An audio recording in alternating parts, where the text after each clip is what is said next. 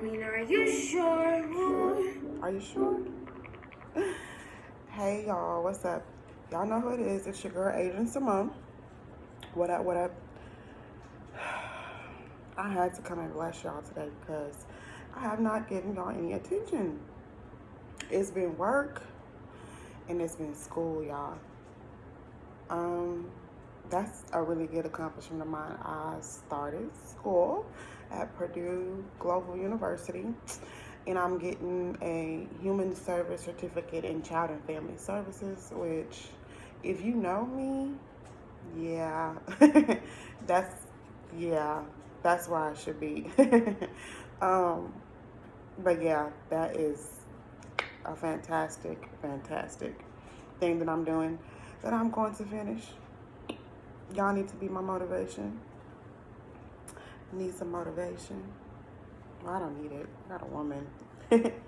But yeah. So y'all know what the hell going on right now. So as you know, I am in the process of editing, revising, and publishing my book called The Girl in the Corner. That's an accomplishment too. Y'all have no idea. Like, I be trying to get it. I do. Sometimes I stress myself out so bad because I be trying to get it. Anyway, so we are on chapter 3. Okay. Chapter 1 and chapter 2 was a little intense. I just wanted to grasp. I wanted to like suck you in kind of fast. It gets better though. So chapter 3 is called Real Friends. I know everybody's had their issues with some real friends, all this real friends, fake love kind of thing. Well, I'm going to take y'all on the ride with Deidre because she got some real friends, or she has some real friends. So here goes. I don't know when y'all are looking at this, but it's early in the morning on my end. It's 8:21. I have to be to work at 9, so I have to go ahead and get this done. Okay. But if this is the middle of your day, you watching, if you smoke, roll it up. If you drink, get a cup, because it's gonna go down. I'm telling y'all. So, like I said, chapter 3 is called Real Friends. So I know some of y'all can relate to just those 2 words alone. I know we got some stories, but here goes. At this point, Deidre, who is she? She is out of the shower. She done got some sleep. She done got to think, and then life just continues to happen. Life continues to happen as if things never happen. Let me see here.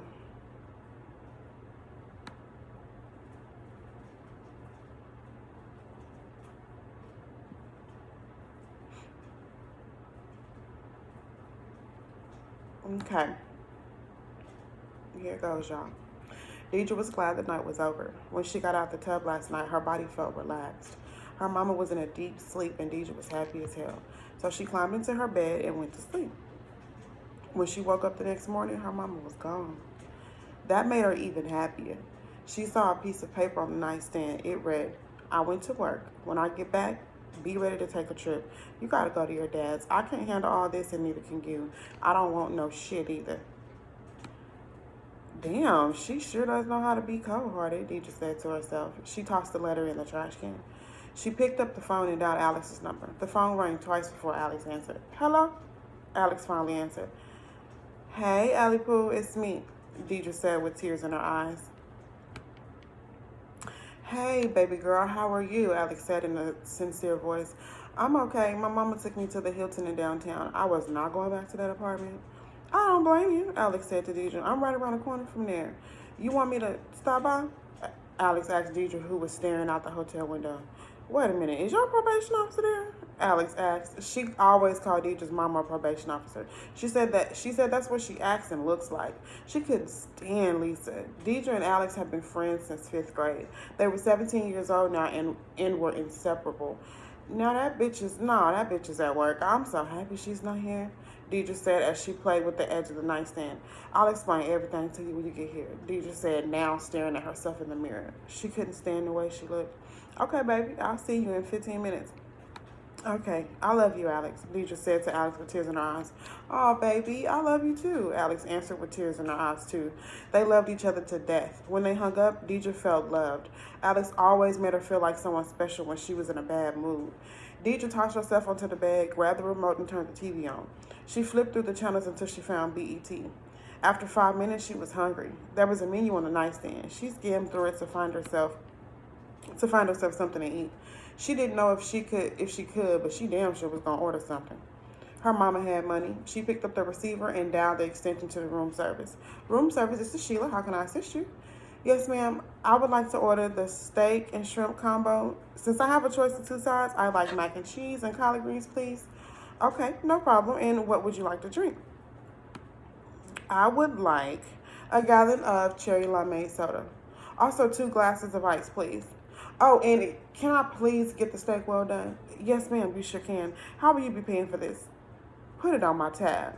Also, can you make sure to tip the waiter $50, please, and thank you? Deidre said to the receptionist. Yes, ma'am, I can. Enjoy your stay and your meal. Will do, thank you. After hanging up the phone, Deidre noticed she had spent $80 plus the $50 tip. 15 minutes had passed and she heard a knock at the door. She looked out the peephole and saw it was the waiter. When she opened the door, he rolled in a cart with all her food on it. Right when he got the cart in the room, in walked Alex behind him. Oh my God, Alex cried as she wrapped her arms around Deidre's neck. I miss you so much. Ow, ow, ow, best friend. I'm still a little sore. Hug me soft, Deidre said, laughing. Oh, shit, my bad, Alex said. Can we smoke in here? Alex asked as she pulled a Ziploc bag of some kush out of Chanel purse. The smell was loud as hell. She had forgotten the waiter was still in the room. I brought you a blunt or 2. I know you want to blow. Nah, but we can smoke on the balcony, Deidre said, leading Alex to the balcony doors. Before they got outside, they turned around, noticing the waiter was still standing there. Here, little boy, Alex said to the waiter, passing him a $100 bill. Keep your mouth shut, and there may be some more of that to come. He smiled extra hard and said thank you and walked out the door. Deidre and Alex sat on the balcony at the table. The chairs had bronze cushions and black pillows. The table and chairs were outlined in white. What did you order to eat? Alex asked Deidre, lighting the backwoods she wrote. Steak, shrimp, macaroni and cheese, collard greens, and cherry limeade soda. So what happened to my food? You knew I was coming, Alex complained as her and Deidre passed the backwood back and forth to each other. Girl, shut up. I got 2 glasses of ice. We can share food, Deidre said, taking a drag of the kush.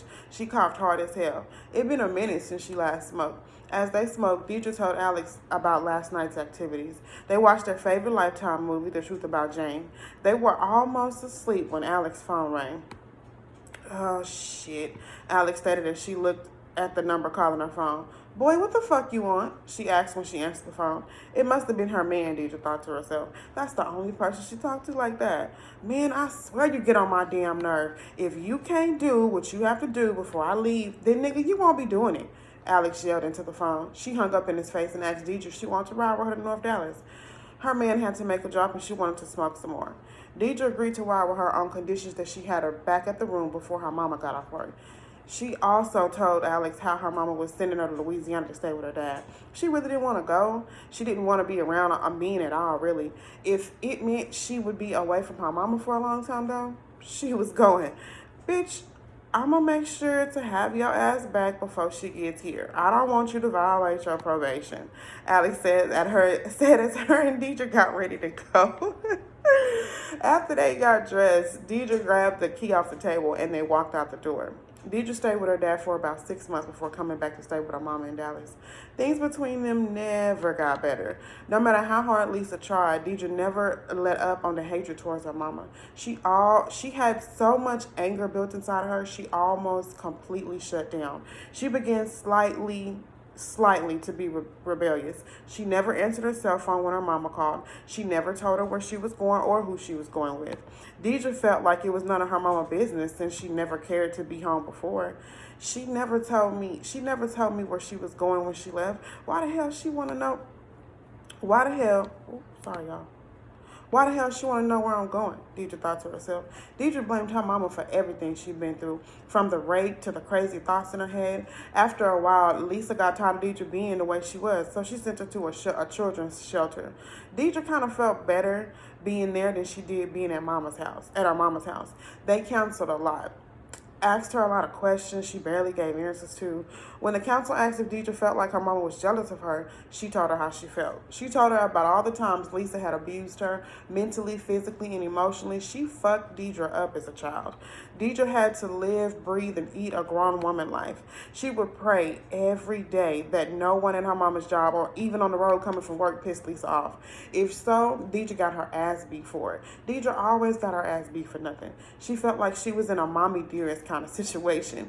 Lisa made Deidre iron her work clothes after she picked them out, do her hair, run her bath water, cook her food, pack her lunch for work, start her car, and carry her bag she had. She used Deidre as a slave. She used all her children, well, the ones she had in her presence at the time. Deidre's younger brother, Rashad, lived with his dad in Monroe, Louisiana. Rashad's dad put Lisa on child support. Deidre always thought how crazy it was that a woman was on child support. She always heard about men being deadbeat dads and being on child support. Guess somebody had to show Lisa that she was not the only boss. Well, Deidre and Alex were like two peas in a pod. Like, they never left each other's side. No matter what Deidre went through, Alex was there. And it was as if every single time Deidre was like going through something, it was as if like Alex could feel her, because she would either call or she would think about Alex. It would be something. Which that made their bond like, ooh, their bond was so unbreakable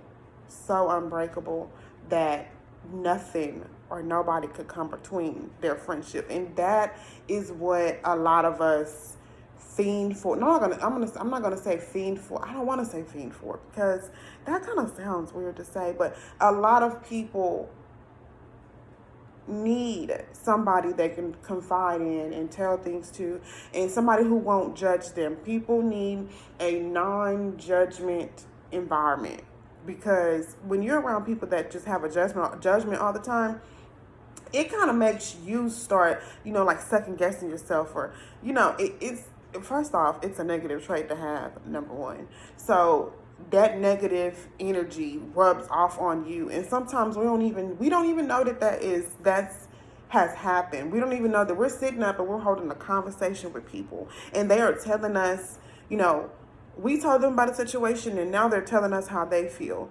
Or we told them that we've done something, and now they're being so judgmental to the point to where after the conversation is over, after you've gone home, after you've left work, when you're driving in the car, you're thinking about that negative vibe. And now you're starting to tell yourself, well, maybe she was right. Or maybe he was right. Or maybe they was right. You know what? You have to have your own mind. We are our own enemies most of the time. You got to have your own mind.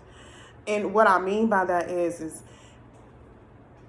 don't let how other people feel or what they think about a certain situation change your views or change who you are, like your character. Don't let that happen to you. I've been a victim of that, so that's why I can say it. Like, I have been a victim of sitting, and I've had conversations with people, and they give their opinion, but their opinion is low-key bashing, or their opinion is low-key hating, or you know what I mean? And then I started to like feel certain ways about myself. Like, I had low self-esteem for years, and it came from my mom. I had low self-esteem because of her. That was my bully. Like, that was my bully, and I mean that in the most respectful, humblest, honest way. I didn't really have very many bullies at school. If I did, it was like on some school drama stuff, or I'm gonna get real deep with y'all. I'm finna get real deep with y'all, okay? Super, super deep with y'all. And I don't even get this deep with folk, but I'm finna get real deep with y'all. So hold on to the edge of your chairs. Even though I lived in the house with my mom, there were certain things that weren't taught to me. There were things that I had to like learn from either someone else's parents or I just never learned. So when it came to like being on like your menstrual, like I didn't really get a whole lot of help with that from my mom. How I learned what to do is I had a friend who was I think she was already having a period, and I went over her house, and I think it was that time of the month or something for somebody in her house, and her parents were lesbian, and well, her mom is lesbian, and her mom showed us how to like, well, didn't like show us, but like showed us how to like, tampons and and pads. Like she showed us, and that was weird to me, but I got shown it. As I got older, though, I realized that that's something your mama is supposed to teach you. That's not something, that's something your mama's supposed to teach you. Also, this is where it gets deep. Hold on. I hope y'all holding on to your chairs. I used to be like musty all the time. I would wear deodorant, but like I guess the deodorant didn't work.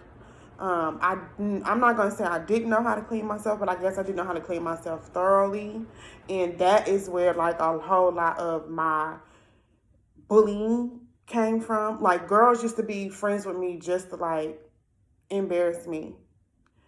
I've been there and done that. That's deep, and you know what? It's crazy that a lot of people have made like assumptions. I'm not going to say assumptions. A lot of people have made like certain comments and things like that. But like, I didn't really, I can't tell you how I took that. All I know is it took for me to be in a relationship with somebody and they tell me that.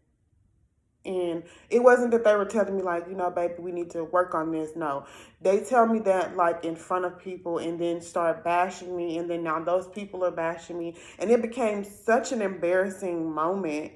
And I started focusing on what people were saying and not trying to find a solution. So I ended up going to a doctor, and now I didn't have any STDs or nothing, thank God. I guess I guess you could say it was like a bacteria infection, I guess. Nothing like a UTI. I mean, women, it happens, but I didn't know. I didn't know. I didn't know because I guess I had become immune. I didn't know that. It was real embarrassing, like really, really, really embarrassing. And no, I don't have that problem now. So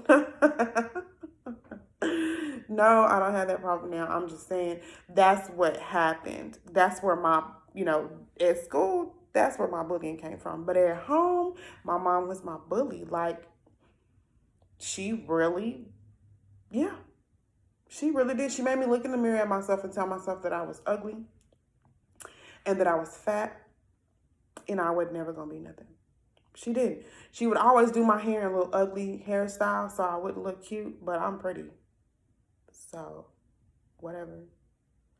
Like, it was as if she was jealous of me. That's what it was. At least that's what it felt like. So I'm saying all that to say this. Don't let what people say about you or how they feel about you or how they feel about what you do or your situation. Don't let that deter you from who you are or from what your goals are in life. Don't let that deter you, because 8 times out of 10, they might be either, I'm not going to say that they're right, but people be hating and people be hurting all at the same time. And they will most definitely definitely try to make you feel the way that they feel about themselves. You have to watch people like that, and you have to watch who you tell everything to, and what you say to people, because you don't know if people are listening to you. So because they genuinely want to know what's going on with you, and they genuinely want to help you, or if they just taking and feeding information so they can have something to go and talk about. It's weird how that happens, but it happens, and you have to be aware of who are in your surroundings or in your little circle. My circle's so small, hell, I don't even think I fit. It's just that deep. It's just that deep. But see, that one friend I had, when I say never left my side with any situation, never. She was a little messy, always lying, can't never get her shit together. But when it came down to being my friend or being there while I was going through something, or holding my hand while I was going through something, when it came to that, I never had to, there was no, I couldn't ask for no ride. Or no, I can't call her in case of an emergency.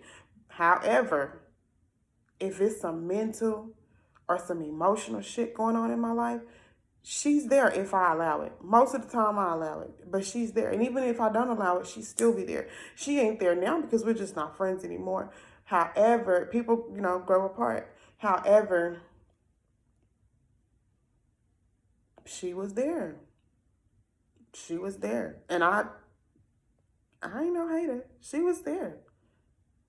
And we've been friends for over 17 years. That's a long time to be friends with somebody.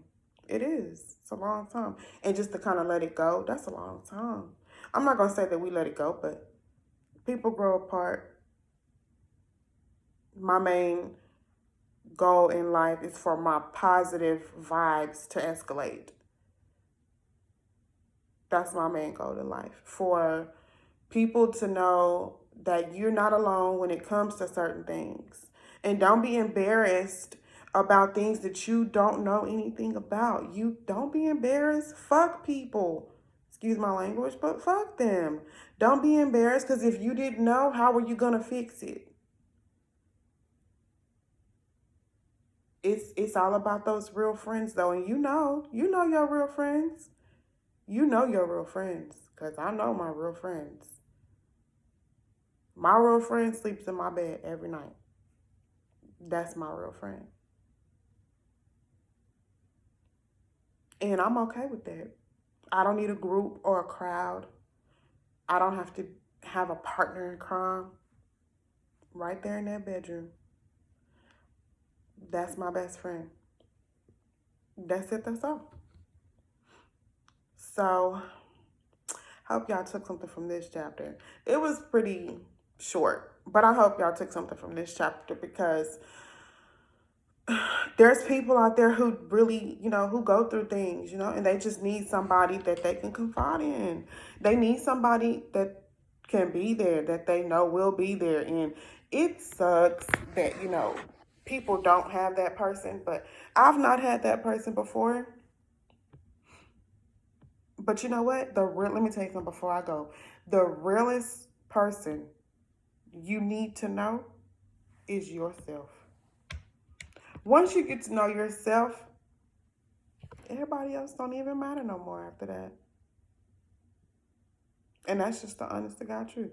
Everybody else don't matter. You need to take some time out to get to know who you are, because other people's opinions are just what they are. Like an asshole. Everybody got one. So, yeah, that's that with that. Like and share and comment. I do right back. If there's certain things that you guys would like for me to talk about, like certain experiences or whatever you like for me to talk about from chapter 1 to this chapter, then we can do that too. I'm okay with that. I will do my best to continue to post videos. Y'all just be so tired, I ain't gonna lie. I be tired from work and school. I be tired, I'm not even gonna lie. And now I'm sitting at home doing it all, so I really be tired. But I trust the process, so I'm humble.